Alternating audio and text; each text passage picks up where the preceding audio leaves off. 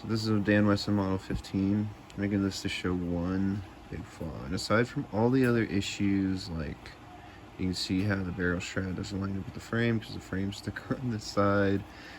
When I got it, the barrel shroud was crooked and I had to true it up by hand. Things are just a little flawed, but this is a great revolver. Utterly reliable. Besides one thing. So I went and I modified the arm and hand myself because lockup was really loose and it was shedding brass. But now you can see the lockup. It's solid. It's rock solid. However,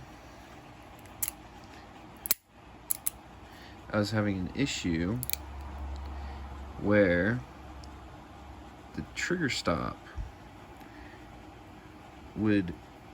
it's hollow in the middle, so it made this circular groove with this steel dot in the middle into the frame here,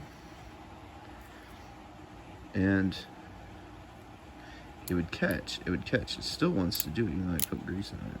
It worked great at first, but you see right there, this is the biggest flaw of the Dan Wesson. Aside from all its great aspects that you can make this thing as accurate as you want it and as reliable and strong, is that thing will dent into the frame and it creates a little dimple in there, and so that catches on it because it's at that angle, and it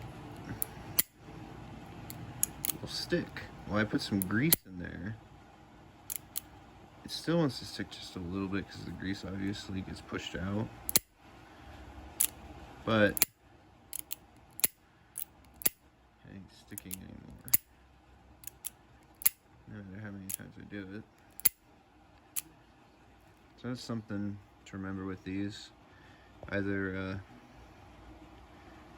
great revolver, you can do anything to them. They're gentle on the crane because you got this control of it.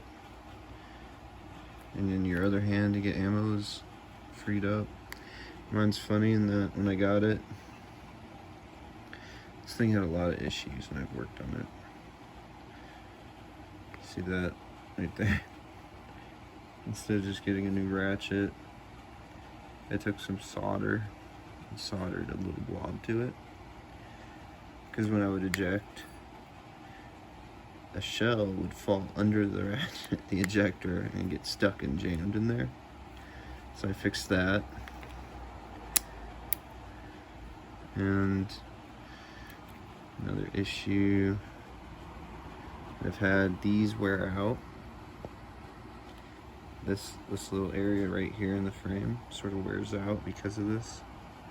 This is not a very good means of locking a crane, honestly, but you don't need that because there isn't really any torque around. Ideally, you should always do this with a dam, and then, you know, don't rotate so you get the line in there.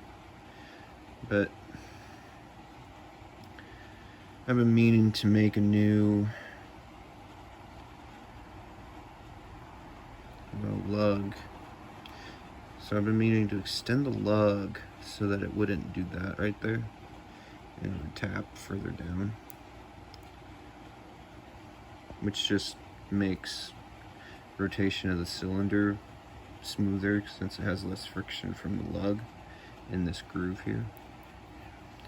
But as you can see, this one is very light, and honestly the locking lug is extremely light too. So whoever tuned this did a pretty good job on it. And then, you know, it's got a hair trigger, you see, and it's a phenomenal revolver. The action was great when I got it. That's what got me into it. And then,